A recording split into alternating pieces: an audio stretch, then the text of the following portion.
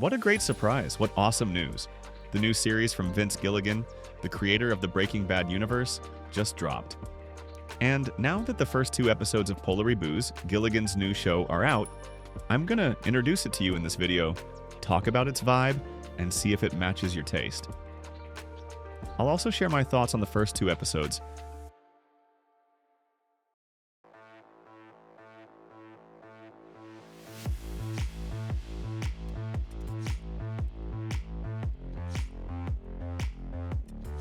Who is we?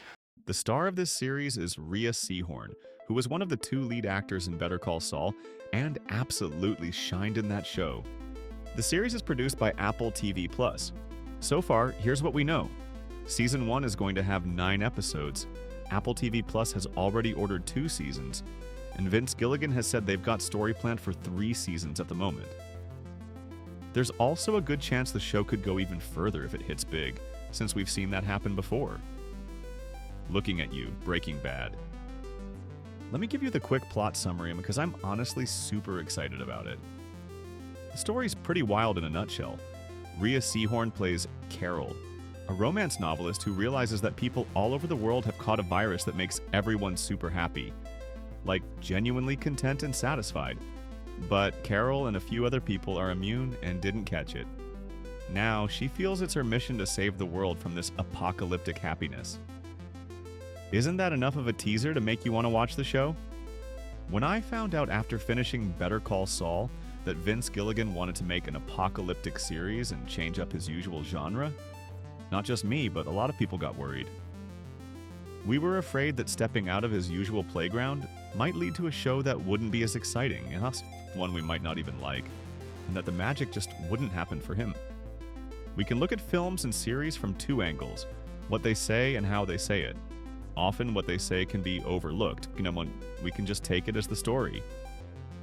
Sure, some of that can be a bit cliche, but how they say it, that's the part you cannot overlook, and it's crucial. And the interesting thing is, Vince Gilligan, after watching the first 2 episodes, has nailed it. He's given us a story that actually isn't cliche. It's like a reverse cliche because usually in cinema, we expect apocalypses to bring horror, fear, negativity, zombies biting people. But Gilligan gives us a very different apocalypse. People are happy that alone is fresh material for the story. Now, about how he tells it, we were worried. Would the world he builds be too far from the Breaking Bad and Better Call Saul universe we know? Surprisingly, he's done something brilliant. The world is the same as in Breaking Bad and Better Call Saul. Even the city is still Albuquerque, New Mexico, where those stories took place. There are even similarities in cinematography. The camera work, the colors, the general vibe all feel like the Breaking Bad universe. The acting style is familiar too, but here's the twist. He injects an apocalyptic event into that world we've already accepted as real. And that's why we connect with it, sympathize with it, because we've already accepted that world as real in Breaking Bad. And now we feel, oh wow, what if I were a person caught in this kind of apocalypse, like Carol? A really fascinating thing about this show for me is that it makes you think. It's not just sci-fi, it's drama, it's philosophical, and it raises deep questions. The first thing I find myself wondering is a world where everyone is happy and content really a good thing? After all, isn't seeking peace, feeling good, and being happy one of humanity's oldest, most eternal desires? But if this world has made you happy because of a virus, meaning you don't know the reason, you don't understand the logic, you have no real choice, and you're just happy because something in your body told your brain to be happy, then is that happiness even valuable happiness?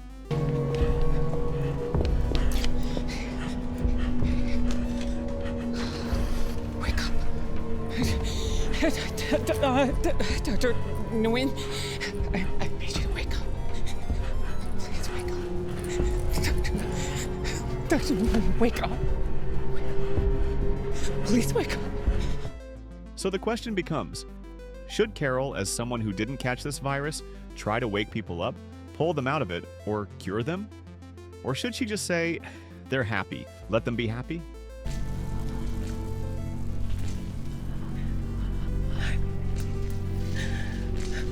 Look at the weird duality Vince Gilligan's new series is building. It's really something. I mean, he's created a show that's entertaining, but at the same time makes us think, pushes us to ask philosophical questions, and challenges our minds with deep, human-centered dilemmas. And here's the great news on the ratings. The first 2 episodes so far have scored a perfect 100 out of 100 from all critics who reviewed it on Rotten Tomatoes on Metacritic. Critics gave it 85 out of 100, and IMDb users rated it over 9, which is just dream level. Honestly, I can't even remember the last show that got scores like this.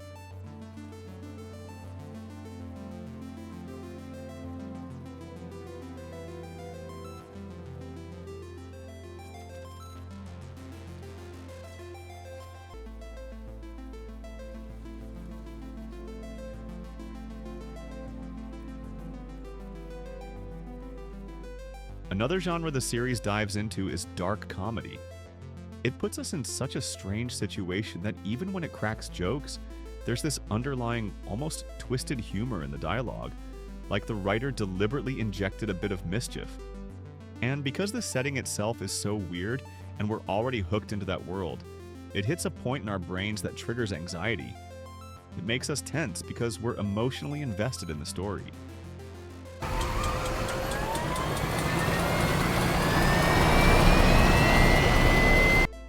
This series basically rides on a paradox, an internal conflict, a duality. People are happy, but the way it's shown in the opening scenes is creepy dark, eerie visuals. When they're contaminating those cotton swabs, licking the donuts, it's unsettling. Remember that first teaser where a woman is licking a donut? Now we understand why.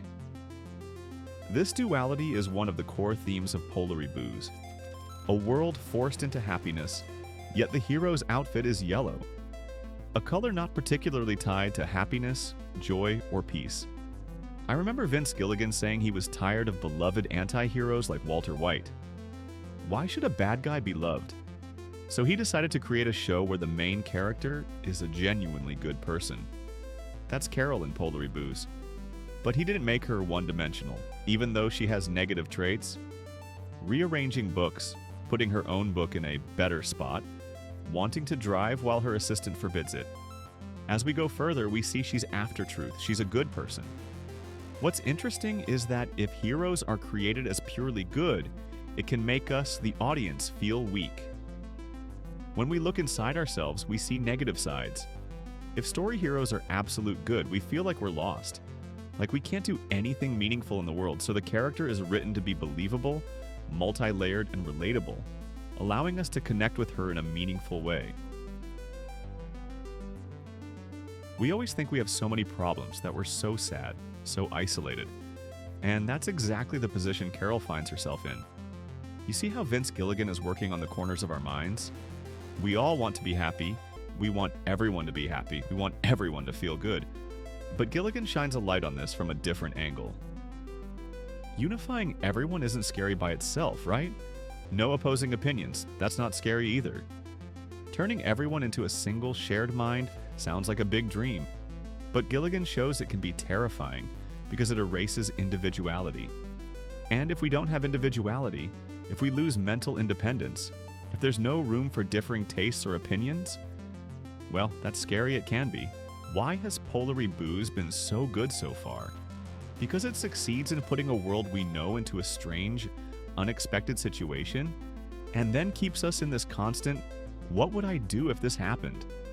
Tension Vince Gilligan really is an exception in today's TV world. His shows, while a bit slow-paced, attract massive audiences. Breaking Bad and Better Call Saul weren't fast. They unfolded slowly, scene by scene, longer than the average viewer today might expect. Yet they keep you hooked. That balance he creates between entertainment and depth is fascinating, and he's managed to do it again in Pluribus. The first 2 episodes, the pilot is tight, clear, with a brilliant idea and impactful execution.